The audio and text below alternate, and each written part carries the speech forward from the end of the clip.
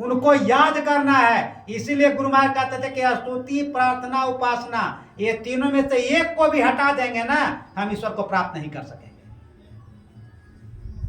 और हम लोग को जो पाठ होता है रामचरितमानस का, तो कभी धम्पद का, या कभी वेद का, कभी संतवाणी का, इसका पाठ होने का मतलब यही है कि जो महापुरुष, जो संत, जो भगवंत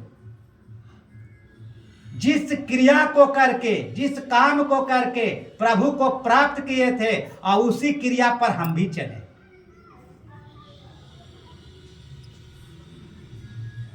जब स्तुति करते हैं तब मन में होता है कि हम प्रार्थना करें। प्रार्थना किसको करिएगा?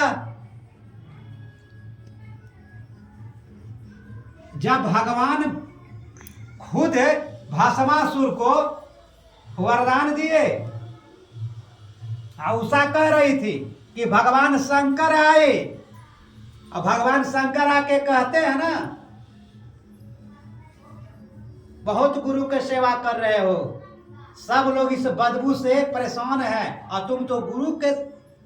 और उनके बारे में कहा गया है कि जब तेज पीड़ा होती थी ना, जब कीड़ा खूब काटता था, जब हाथ से भी थक जाते थे ना, तो अपना मुंह से पकड़ पकड़ के कीड़ा निकालते थे, दांत से कीड़ा खींच खींच के निकालते थे। इस तरह से सेवा किए हैं। और आप अभी तो सत्संगे ने समझ आया है, सत्संग ही नहीं किए हैं। और सबसे पहले होता है सत्संग करिए, ज्ञान तो बाद में होगा, ज्ञान बाद में होगा। इस सत्संग में लाभ बहुत है, ये सत्संग करिएगा तब क्या होगा? कहते हैं सत्संग जब करिएगा सत्संगति हो जाएगी, आपको अच्छे लोगों का संग हो जाएगा। तो अच्छे लोगों का संग कीजिए, क्या होगा? आपकी जड़ मजबूत होगी, जड़। और जब जड़ मजबूत होगी ना, तब क्या होगा? पौधा बढ़ेगा, और जब बढ़ेगा तो आप में सिद्धि आएगी, फल मिलेगा आपका सत्संग करने से। और महापुरुष कहते हैं कि बाकी जितने साधन कर रहे हैं, पूजा कर रहे हैं, जप कर रहे हैं, तीर्थ कर रहे हैं, यहाँ स्नान वहाँ स्नान कर रहे हैं, इससे क्या होगा? ये भिन्न भिन्न मार्ग है, साधन है, ये फल आपको नहीं देगा। साधन है मात्र। साधन तो है कि आपको सत्संग करते करते कोई ऐसे व्यक्ति का संग हो जाएगा जो आपको आनंद देने वाला होगा, और संग से क्या होगा? रंग लगेगा। गुरु महाराज ऐसे नहीं कह दें कि खोज करो। क्या खोज करो? वैसे व्यक्ति को खोज करो जो आपके अंदर उजियारी ला दे।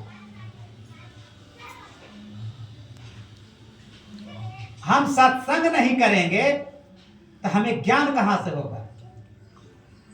भगवान तो आए, देखे नहीं, भगवान आए, और भगवान कहते हैं मांग लो बर, मांग लो बर, मांग लो बर। वो तो बर ले लेते, लेकिन उस सौंप दिए, गुरु जी से पूछेंगे। लेकिन हमारे ऐसे साधक हो तो क्या कहते? हम तो एक ही चीज कहते हैं उनको ना, भगवान इधर गुरु हैं, इधर आप हैं। और मैंने सुना है कि गुरुर ब्रह्मा गुरुर विष्णु गुरुर देवो महेश्वर, गुरु साक्षात परम ब्रह्म तस्मै श्री गुरुवे नमः। और गुरु से बढ़ के इस लोक में कोई ऐसा तत्व है ही नहीं। तो ऐसा करिए प्रभु, आप गुरु बन गए,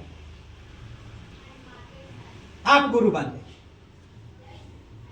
भगवान के लिए बहुत परेशानी का विषय हो जाता है, क्योंकि जो गुरु हैं वही भगवान है, ईश्वर है। और वो गुरु बनेंगे नहीं, उनकी परीक्षा हो जाएगी, फिर आगे कुछ कहने का विषय ही नहीं बनेगा। और गुरु बन जाएंगे तो जो गुरु वो भगवान, और जो गुरु और भगवान को देख लेगा वो और कुछ देखने के लिए रह जाएगा। गुरु और संत क्या कहते हैं? भगवान से नहीं मिलाते हैं, ईश्वर ही तो मिलाते हैं। और यही काम गुरु भेद लही भजी में ही गति पाही। गुरु से युक्ति लेकर के होता है। आप जानते हैं गुरु महाराज के ही न शिष्य थे संत ही परमहंस जी महाराज। रात्रि में सोए, स्वप्न आया उनको सुबह समय,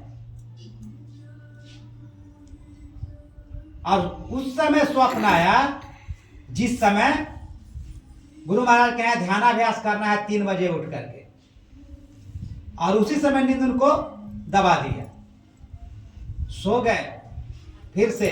और स्वप्न देखते हैं कि बहुत बड़ा सत्संग का पंडाल लगा है, बहुत भीड़ है, सत्संगी लोग बहुत हैं।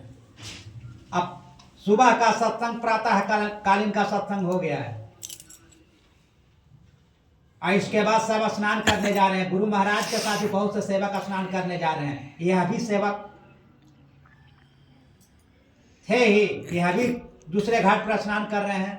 अचानक स्नान करते करते देखते हैं कि गुरु महाराज का पैर फिसल गया चट्टान से, और गुरु महाराज भी धारा में चले गए।